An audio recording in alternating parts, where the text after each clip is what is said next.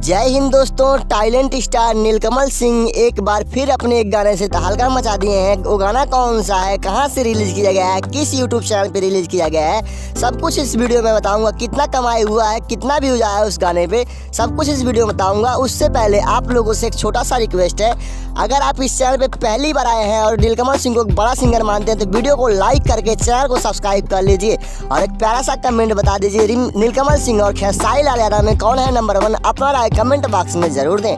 तो साथियों देर न करते हुए वीडियो शुरू करते हैं। बताते हैं टैलेंट स्टार नीलकमल सिंह भोजपुरी में टॉप 10 सिंगर में गिनती होते हैं। उनका गाना जैसे ही रिलीज किया जाता है चंद घंटों में मिलियन व्यू जाता है। हाल ही में उनका गाना एक यूट्यूब चैनल पर रिलीज किया गया है, वेब म्यूजिक के यूट्यूब चैनल पर, जो भोजपुरी का सबसे बड़ा कंपनी है वेब म्यूजिक, उस पर रिलीज किया गया है। मात्र 1 घंटे में 1 लाख व्यूज आया। उस गाने का नाम है कमर धाके ए राजा रात भर सुतेला। इस गाने से 1 घंटे में 1 लाख व्यूज आए हैं, यानी कि उस पर $100 की कमाई हो चुकी है। $100 का मतलब 7,000 रुपए की लगभग कमाई हो चुकी है। जय हिंद साथियों, आज का अपडेट इतना है, फिर मिलेंगे नेक्स्ट वीडियो में।